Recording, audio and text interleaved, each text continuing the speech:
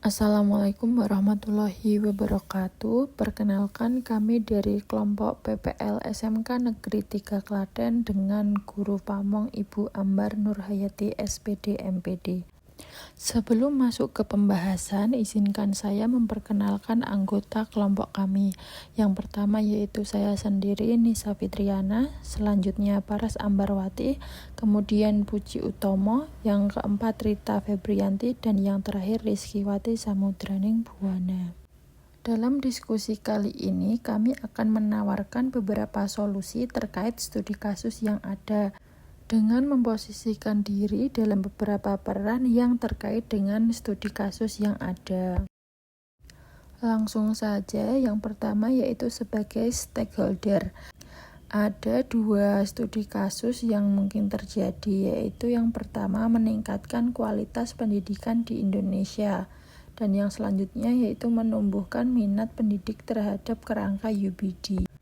Dari studi kasus yang ada, sebagai stakeholder, kami akan memberikan beberapa solusi. Yang pertama yaitu mengembangkan kurikulum yang sesuai dengan perkembangan zaman dan iptek dengan menitik beratkan kepada peserta didik. Kemudian mengadakan kegiatan webinar dan workshop kepada pendidik tentang kerangka UBD. Dan yang terakhir yaitu melakukan evaluasi tentang penerapan UBD. Jika kelompok kami berperan sebagai kepala sekolah, kemungkinan studi kasus atau problematika yang terjadi sebagai kepala sekolah yaitu yang pertama, pendidik masih tabu tentang kurikulum dengan desain UBD. Yang kedua, kurangnya informasi tentang UBD. Yang ketiga, kurangnya persiapan dan peran serta pendidik, peserta didik, komite, masyarakat, wali murid tentang kerangka UBD. Yang keempat, kurangnya waktu untuk melakukan monitoring penerapan kurikulum UBD. Dari kasus tersebut, menurut kami, pemecahan studi kasusnya yaitu yang pertama, menghadirkan narasumber yang memahami UBD secara mendalam untuk berbagi praktik baik. Yang kedua, bekerjasama dengan pengawas sekolah untuk mengadakan kegiatan workshop, webinar, IHT untuk meningkatkan pemahaman pendidik. Yang ketiga, mensosialisasikan kerangka UBD kepada pendidik, komite, masyarakat, wali murid, dan peserta didik.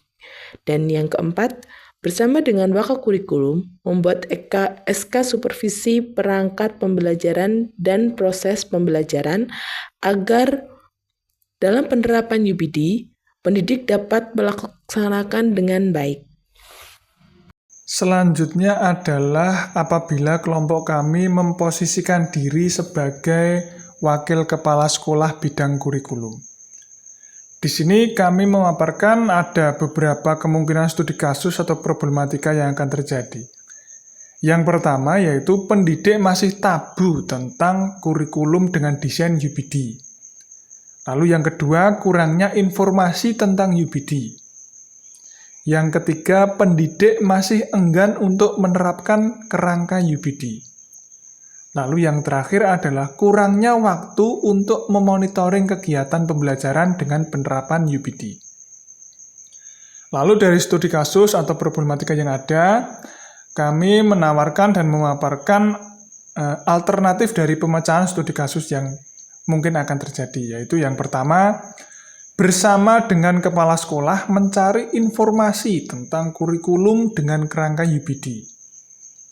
Lalu yang kedua, bekerja sama dengan pengawas sekolah untuk mengadakan kegiatan workshop, webinar, IHT atau in-house training untuk meningkatkan pemahaman pendidik. Lalu selanjutnya membentuk tim pengembang kurikulum untuk merancang kurikulum UBD dan meningkatkan minat pendidik agar menerapkannya. Lalu yang terakhir adalah membuat SK atau surat keputusan sesuai dengan arahan kepala sekolah tentang supervisi perangkat pembelajaran dan proses pembelajaran dengan menunjuk guru senior, dalam hal ini adalah guru yang sudah memahami UBD sebagai supervisor. Jika kelompok kami berperan sebagai guru atau pendidik, maka kemungkinan studi kasus atau problematika yang terjadi yaitu yang pertama, kurangnya informasi tentang kerangka UPD sehingga pendidik kesulitan dalam menerapkannya. 2. Kesulitan dalam merancang asesmen yang sesuai dengan tujuan pembelajaran di mana peserta didik memiliki karakter yang berbeda-beda. 3. Adanya tugas tambahan sehingga pendidik kekurangan waktu untuk mendesain kurikulum UPD. Dan yang terakhir yaitu kurangnya sarana dari sekolah. Pemecahan studi kasus yang kelompok kami tawarkan antara lain yaitu yang pertama, mengikuti workshop, IHT, webinar, baik yang dilaksanakan oleh sekolah ataupun lembaga lain dengan sistem online maupun offline. Kemudian berkolaborasi dengan guru yang lain sebagai referensi dalam pembuatan asesmen agar sesuai dengan tujuan pembelajaran. Diharapkan guru juga aktif mengikuti kegiatan MGMP. Guru dapat mengatur waktu jika memiliki tugas tambahan agar tetap dapat membuat rancangan pembelajaran yang sesuai. Kemudian yang terakhir yaitu berkomunikasi dengan kepala sekolah atau koordinator program untuk pembahasan kebutuhan sumber daya.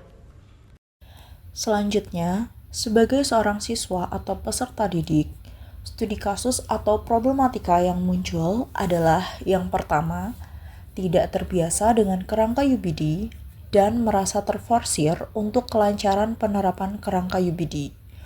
Untuk mengatasi masalah tersebut adalah dengan menyampaikan pendapat kepada guru jika merasa bosan agar diberikan pembelajaran yang lebih menarik.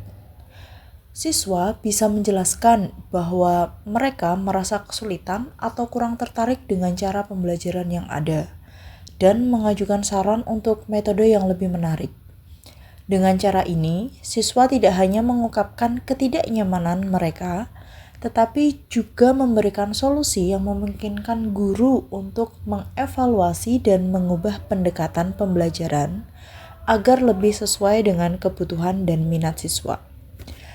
Jika pembelajaran terasa monoton atau membingungkan, mereka aktif mencari referensi lain seperti menonton video di YouTube yang menjelaskan konsep tersebut atau membaca materi yang telah disiapkan oleh guru.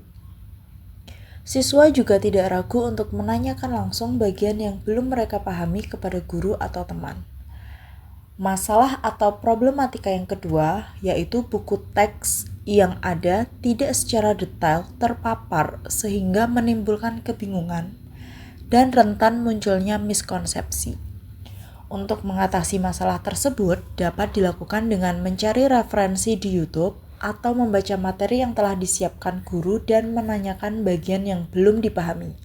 Selain itu, berdiskusi dengan teman untuk saling mengonfirmasi pemahaman tentang materi yang diajarkan, sehingga dapat saling membantu dan memperjelas bagian-bagian yang masih kurang jelas.